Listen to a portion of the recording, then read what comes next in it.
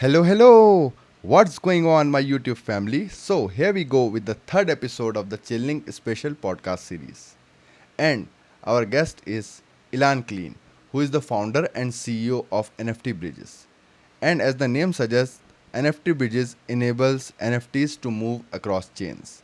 So, I'll be asking some interesting questions related to the utility of NFT bridges and how they guys are accessing chainlink technologies as NFT bridges is a part of a chainlink build ecosystem and whatnot. So without a further ado, let's welcome Ilan. What's up, Ilan? How's it doing? How's it going? It's great. Thank you. Thanks for the opportunity to be here, Said. I appreciate it. Great, great. So first things first, I would like you to if you can introduce yourself, including what you are currently doing and where are you currently based. Will be great to know. Sure. My name is Ilan Klein. I'm the founder and CEO of NFT Bridges. We're an NFT infrastructure company that is building uh, infrastructure for the NFT market in Web 3.0. We are all over the place. I mean, we have developers and other people who are working for us from all over the world, from Germany to India, Canada, the Great. US, etc. I myself, I'm in New York right now. Okay, okay. That sounds really awesome. And I think as you have already touched upon the your venture NFT bridges. So if you can share more about your venture and also how you came up with the idea, I think it will be really great to know. Of course. So I've been kind of operating in the NFT market since 2021. Then I had a company called Open Outsource. We were developing technology to mint NFTs for physical art. It's like a little bit like the RWA craze that is going now, which is developing NFTs for physical things that are in the real world. And at the time, we initialized an NFT collection called the Arties. It was launched on Stacks, which is an L2 on Bitcoin. It was the first 3D type of collection on Stacks, and there was a lot of enthusiasm for it. And we were able to sell 1,700 NFTs out of 2,500. And we Okay. couldn't sell the rest. I just couldn't understand why not. We're working so hard and doing, it seems to be all the right things and investing the effort, time, and money in doing that. Then I had the call with the head of marketing for Stacks, the person that at the time was the head of marketing. He told me, Ilan, right now in the whole world, there's less than 500 people who have more than 100 stacks in their wallet. So there was no liquidity. You could actually, so we actually, I think Stacks offered us to participate in the accelerator and give us an investment because they wanted us to bring this type of action into Stacks to get people to download wallet and buy Stacks and participate so they could see all the fees associated with those transactions, but it wasn't liquid. And I knew I could sell the rest. It was a really good collection. There was already one bridge that was built before us between for a collection called the Satoshibles between Ethereum and Stacks. And I wanted to see if we can use the bridge and bridge some of the NFTs and sell them on Ethereum. I was sure I could sell them there. But nobody wanted to talk to us. I mean, none of the people from Satoshiable answered any messages in Discord or email or whatever. They just didn't feel like doing anything. And I could see that liquidity is a problem for the NFT market. And when I did more research, I actually found out that there's a huge discrepancy between the way that fungible tokens are being bridged and NFTs. And I can Hmm. tell you that numbers from 2023, more than $165 billion were bridged for fungible tokens. For NFT, there's no official number because nobody tracks it. Yeah. And we did a lot of research and we believe it's less than 1 billion. So this is like a huge difference in terms of the ability to actually, I would say, actualize your asset in terms of fungible and non-fungible. And so the NFT market is not liquid. Basically, NFTs are buried in wallets and markets and chains, but if you actually want to move it to wherever it makes more sense, you can't really bridge it. So we built NFT bridges, and we already have bridges between Ethereum, Polygon, Flow, Solana, Stacks, Bitcoin, Base, and BSC. So we already have 8 bridges that are already working, and we launched our first official mainnet today. And Okay, actually, we announced it great. together with Chainlink in a Yeah, blog I've post. seen. Yeah, actually, I've Yeah, seen that. I've seen that tweet. Yeah, and also yeah, LinkedIn post. Yeah. yes, and Twitter and all that. So we are actually on mainnet. The first mainnet bridge is between Ethereum and Base, and in the next few days we will put everything online. Also, we'll have all those bridges on mainnet tested, etc. So this is the background, the context of why I started NFT Bridges and why it's actually important to have really good working bridges between chains.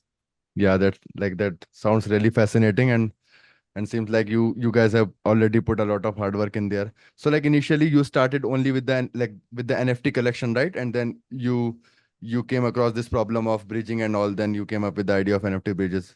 Like Yes, is it like that? yes.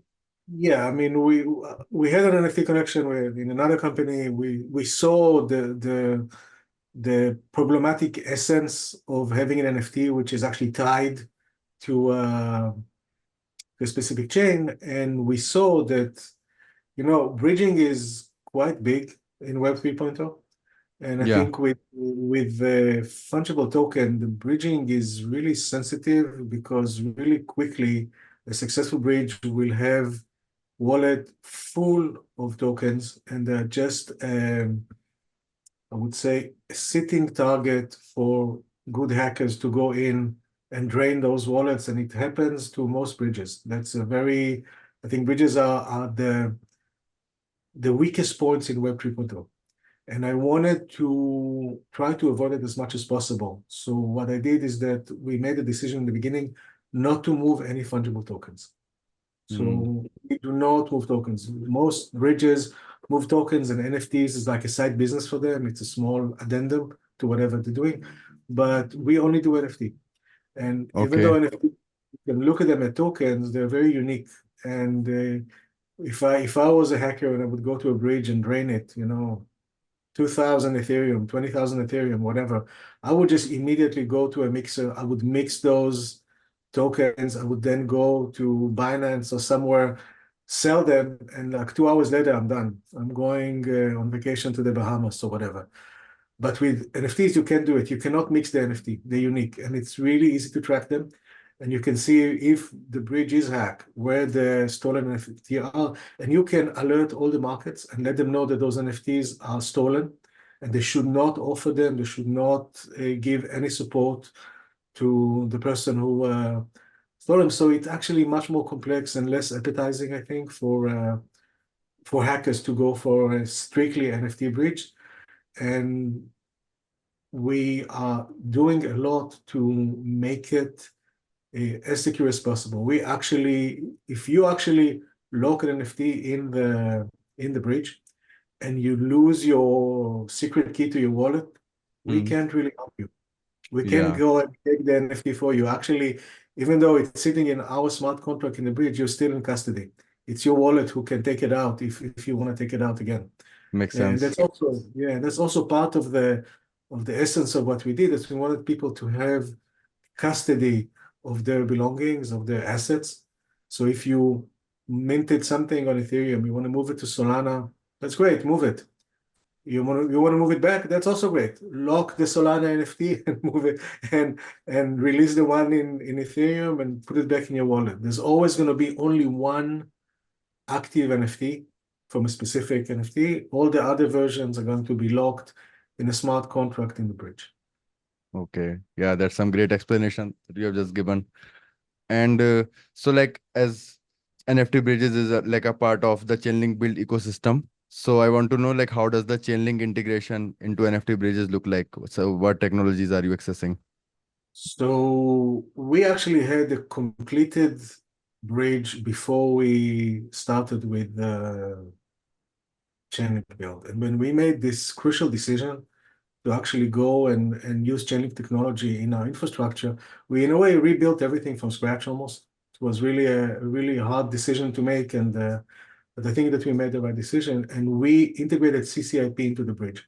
So every time that you move an NFT right now between EVM chains that support CCIP, CCIP does all the heavy lifting, everything, really. I mean, it secures Yeah. everything.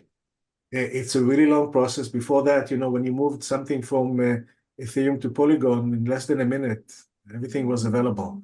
Now with CCIP, you have to wait the 22 minutes till CCIP kind of confirms everything. But I think that it's worthwhile to do so because it actually secures the NFT in a better way than we could do on our own. And it's very transparent. And if there is an issue, then CCIP can be consulted in terms of the transactions on the net, and you can see exactly what happened and what needs to happen. So I think in that sense, to me, it was really also obviously CCIP is decentralized with all the chaining validators and all that. It made the whole thing more secure and definitely more transparent than when we were doing it on our own. Right now, we are creating a way for when you move an NFT not between CCIP-enabled chains, we use Chainlink events. We use Okay. Chainlink events to actually go and track everything and provides the reporting and do all that. We keep track of everything on our backend, and we use CCIP to kind of post everything and make everything as visible and as transparent as possible. The other way that we're using Chainlink technology is with our own NFT collection. We're launching a collection. Actually, it's launching this Friday on the 20th. It's called the Ambassadors. When I started, I wanted to make a collection called the Builders because we're building bridges and it seemed like a fun thing to do. But then one of our advisors said, no, you are the ambassadors. You're bringing people from different chains together. You're making the whole thing kind of more homogenic. You are the ambassadors. And I did that. We created a, a collection called the Ambassadors. It's an URL called ambassadors.art. So everybody who wants can go and check it out there.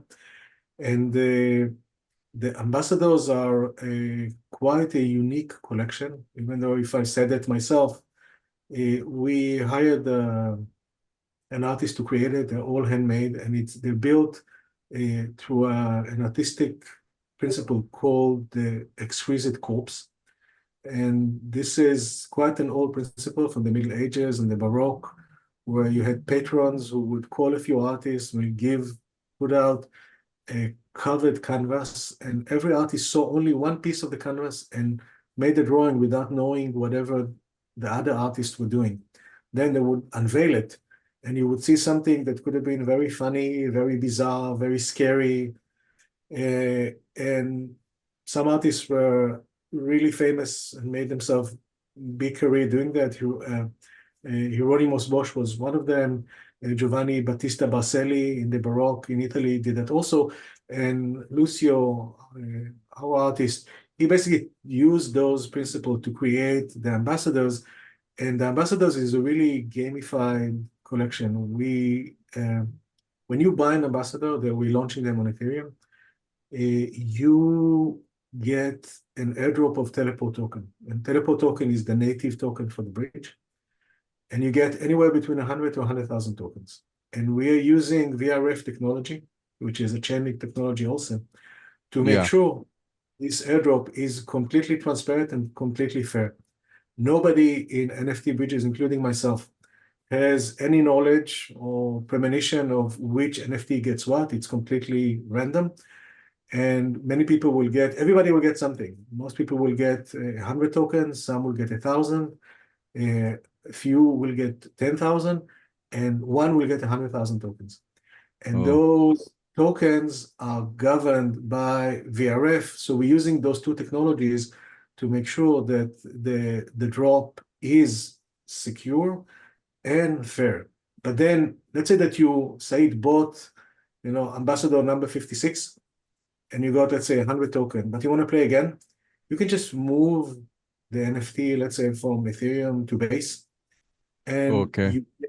you get to play again, and you get to participate again, and get a chance to get anywhere between 100 to 100,000 tokens. So if you actually move the NFT between all those bridges that we have, you will end up with a minimum of 800 tokens. That's the minimum if you make 100 token each time. And when you move your NFT to be an ordinal on Bitcoin, because we have a Bitcoin bridge, then you obviously you get the ordinals.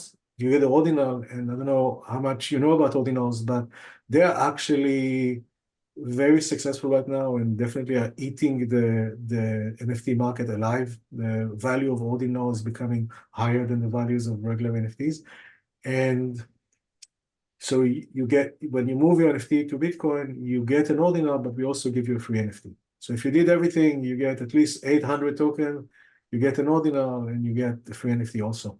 So we create the collection in such a way that it's interesting, fun, and it encourages people to actually use the bridge, see how safe it is, how easy it is to use, etc. And when we drop the collection on Friday, the 20th, we hope that people who are just like yourself, interested in Chainlink, like what Chainlink is doing, will want to participate, as this is, I believe, the only collection, or the first one at least, that is using those two technologies. And I think that there will be many who will copy, those methods and gamify the collection also and use various ways to do it. But we are always going to be part of the history of the, I would say, Chainlink with this specific collection and with Web 3.0 in general, because I think we're putting a new standard of transparency and fairness in actually bringing the collection out and making sure that everybody that wants to participate get a fair chance to get something rare, something valuable, etc. Okay. Yeah, sounds great. So like, as you have mentioned, like there will be a total of at least 800 tokens, right? So So, so I think like a total number of 8 chains are there, right? As of now, 100 on no, each. so the collection is 3,000. We are only releasing 500 on Friday. This is really Okay. the wait list people who get to buy it at the most advantageous pricing with the most chances to get high value NFTs. The all in all, there are 3,000. There will be additional phases where there will be the price of those NFTs in the additional phases will be higher, and there will be different types of benefits of owning them. But again, I am not looking at the NFT just as a PFP or just as an asset or whatever. I look at the NFT as this is really the key to the bridges economy. Because as I don't know if I mentioned before or not, but we are building our own validators network because we will be using Chainlink, obviously, because of CCIP and all that, but CCIP doesn't get everywhere. And when we are actually our bridges, with Stacks and Bitcoin and Solana, CCIP is not there. Yeah. We will need to have our own network of validators to actually decentralize the bridge, keep it as safe as possible, and have everything fair. So in order to be a validator on a network, you need the NFT in your wallet. Without the NFT, just there's no entry ticket. Also, Okay. part of what we are building in is that NFTs have value. Every NFT is different, but there's many NFTs that have large value and many that have, significant value or less. And I think So when you so actually, like on that note, I want to ask, like, is there any is there any kind of utility associated with your NFT collection, like with each NFT or something like that, or is it just so an art? no, no, no. So that's what I was just saying. So the first utility is that you can become a validator to begin with. Okay. Yeah. You can stake the NFT, okay, Yeah. and then you get additional teleport tokens, Hmm. and then we're building a way for people to get a loan with teleport token for the NFTs. So if you have a high value NFT and you're moving it, let's say from Ethereum to Solana, you don't want to sell it there. You still want to own it, but you want to monetize it somehow, you can ask for a loan. And then members of the NFT Bridges community that have the token can participate in the liquidity pool and fund your loan. Then when you return the money with the interest, they get paid. And if you don't, for whatever reason, they get custody of the NFT and they can monetize it by getting a loan for it or by selling it in the local NFT market, etc. So those are things that we are working on right now to provide additional utility. But I would say it like this: we are all about interoperability, the ability to have an asset and monetize it where it makes sense. So this is, I believe, just the beginning. There will be many other ways to make your asset mobile, to move it to wherever the market is stronger, where you want to have a better chance of monetizing it with a profit. And we're talking to a bunch of chains to actually add them to a link to our bridge infrastructure. And when we do that, it will allow those chains to actually become a bigger hub of NFT in the overall NFT market. We think that the future of the NFT market is cross-chain. It's not being Definitely. Yeah. not being buried in a small chain like we had before with the artists where there's no liquidity and you're just stuck. There's nothing you can do. We want to avoid that. And I think that just looking at what other collections are doing, we're seeing that it's always already proven right. I think the best example of that is what the DeGods did. And that's, DeGods are the most famous, successful collection on Solana. And then Mm. Frank, the Edegard, figured out what's happening with Solana and understood that cross-chain is the future. So we went to Polygon, got $4.5 million worth of token, and built the bridge to Polygon, Ethereum, and also to Bitcoin. And 2 months after he launched the bridges, um, before he did it, the base price was about 600 SOL, which at the time was $11,000. 2 months later, it was 19,000 SOL. Not double, but very close. So it was he injected basically $78 million of liquidity into the collection in 2 months just by bridging. So I No. think collections that know what they're doing, they know how to market, they know how to create a community, they know how to monetize it, will be able to generate value and inject this liquidity into the collection just by using the bridge plus the marketing. And also you basically inject new collectors. People on really like the gods, but they didn't like Solana. They didn't want to go download the wallet, didn't want to buy Solana because of whatever. But when they came to Ethereum, oh, I'm an Ethereum person. Boom, I go there. I'm a Polygon person. I love the gods. Let me be the god on Polygon. So I think this ability to actually tap into those new collectors will help connections sell out. Okay.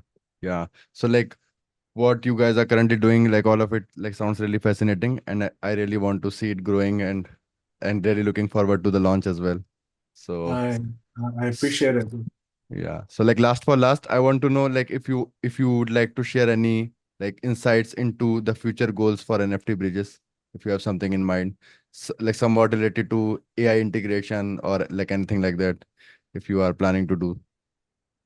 So everybody's looking at AI. Yeah. We're looking at AI also. But I think it's a little early for us to kind of go with you know, declarations because it's really early in the process for us.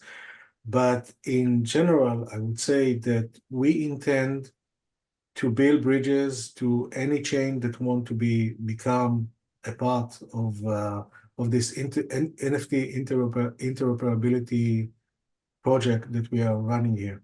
We intend to work with Chainlink as much as possible to actually bring people who care about interoperability to what we do. Because if you think, why did Chainlink wanted us in the build program? I mean, why did they offer us to participate? I think that's because Chainlink is huge in DeFi. I mean, it's moving trillions of dollars. Like I think last count, more than 10 trillion of dollar that has been moved by CCIP and other protocols that Chainlink invented, but there's almost no presence in the NFT market. Almost none, Hmm. really very little. And by having NFT bridges integrate CCIP and now VRF into its operation, we're actually bringing Chainlink into this segment of the market where they were really non-existent, I would say. Hmm. So I think that, and it makes sense to do it because, you know, the NFT market is a mess and there's so many rug pulls. A lot of people are just doing whatever they want in order to kind of just entice the community and then dump them. We are showing that it can be done differently. It can be done in a transparent way. It can be done in such a way that there's much more safety and um, ability to monetize with NFTs. And I think that because of what we're doing, the NFT market will grow. So this is my prediction. The NFT market will grow, and together with Chainlink, obviously Chainlink together with us, you are the much bigger player. We can invoke this change and get really good collections to use our technology to have really robust communities and figure out innovative ways like we did with our collection to monetize that. And I definitely would like to talk to Chainlink aficionados and tell them that, you know, we would be honored if you guys wanted to join the community and participate in this collection on the first drop, which is somewhat historic and somewhat a part of Chainlink journey in what people know. And as you saw today, we have a lot of support from the build program. They really want us to succeed. And I'm hoping that by explaining what we're doing and talking to yourself and the audience, we can make sure that people know, at least know what we do. They can ask us questions, they can participate, and we're looking for a really long and fruitful relationship with Chainlink. Yeah. So like I'm also looking forward to seeing like you guys contributing to the growth of NFT market like as a whole, and also like contributing to like Chainlink, like participating into this like NFT area, because like as you have mentioned, like they weren't into this sector previously. So that's really exciting to see, and let's see how it goes. Mhm. Yeah, so I really wish the best for you as well as for NFT Bridges. So it's really nice catching up with you, and looking forward to seeing the launch as well. Thank Okay. you so much. Okay, okay. Sure, sure. Okay, have a great day, man. Bye. Thank you. Bye-bye. Bye. Thank you. So, I hope you guys have enjoyed the video and get to know a lot about NFT bridges and how they are accessing Chainlink technologies like CCIP to enable movement of NFTs across chains and their future goals related to AI integration and whatnot. I'll be sharing the relevant links in the description down below so you guys can definitely check them out. And I will see you all very soon in the fourth episode of the Chillink Special Podcast series with a new guest. Till then, take care. Goodbye. Yeah.